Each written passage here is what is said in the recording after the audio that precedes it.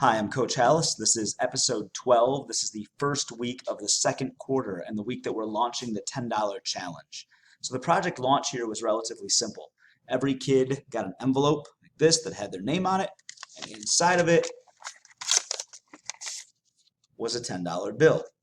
And once they'd opened that and I had their attention, I got into laying out the parameters of the project, the expectation that they are to use that to do something to help or improve their community, and with the only restrictions being that they were not allowed to add to that with their personal property or money, and they couldn't do anything illegal. I explained to them that they would be writing a 5-paragraph essay format speech about that endeavor, and that they would be presenting it to the members of the community that they are. This is a looser structured piece of writing than what they had before. With the articles, it was much more formulaic. It was clear that they were all writing specifically to persuade people to patronize the businesses of their choices from first quarter. Now I'm giving them something that's a little more open-ended. They might choose to use this speech to talk about a cause and bring something to light to their audience that they might not have heard about before. They might be just telling the story of how they made the decision they did and why they chose the place that they did to support. They might use it as an opportunity to talk about the process they went through if they chose to leverage their money, and talking about what that was like, and going through how they did that and why they did that and what their cause was and that sort of thing. So it's not as strict in that regard. There's more creativity now. There's more freedom in how they're choosing to write this. And with that, the freedom to choose the tone of their speech. Do they want to be more informative? Do they want to be more persuasive about something? Do they want to tell an entertaining story that is interesting and to them that they are passionate about sharing with people who are going to listen? None of them right now are particularly passionate about the speech idea. I have one or two kids that feel what we might call confident in terms of speaking in front of people, speaking publicly. Most of them are very strongly opposed to that. So there's definitely room to work on that.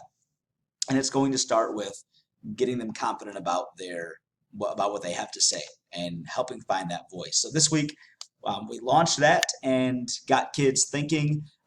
One group immediately, before I was even done sharing the parameters, were already, they were forming a group. This is technically not a group or an individual assignment. There's a lot of flexibility in the $10 challenge, and you have to be prepared for that. You have to be willing to run with that if you're going to give your students that freedom. So because the only two rules that I say are you can't spend your own money and you can't do anything illegal, if kids wanted to join together and pool their resources, they could.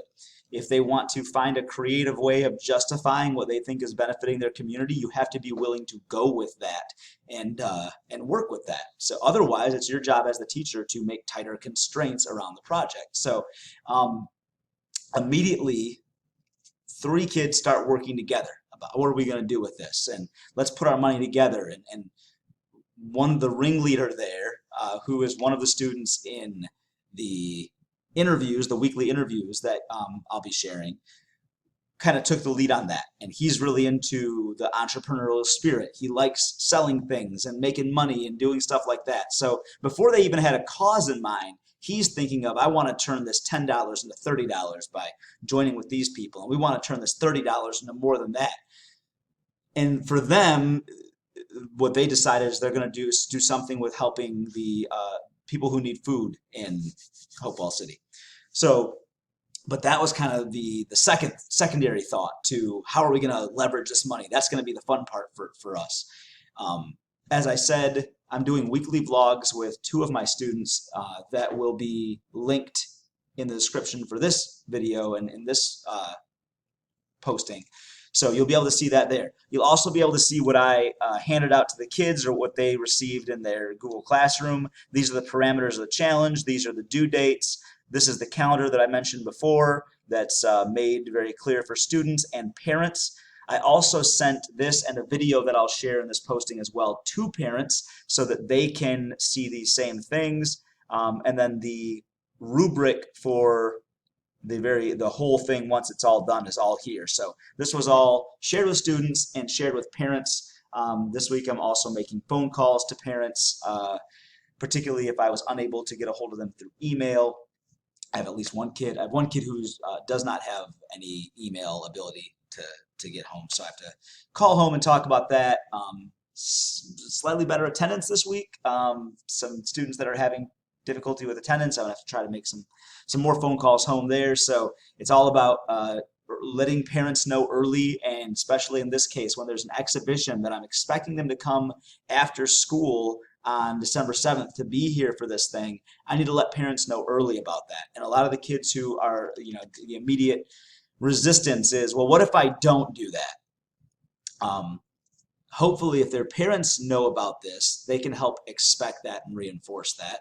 But I did get asked that question by one student who was particularly not looking forward to public speaking, and I gave the most candid answer that I could. And I gave them initially what he's originally asking for is, well, what's the consequence to my grade about this? And I did talk about how these different things impact your grade, but the primary focus should be the opportunity to grow.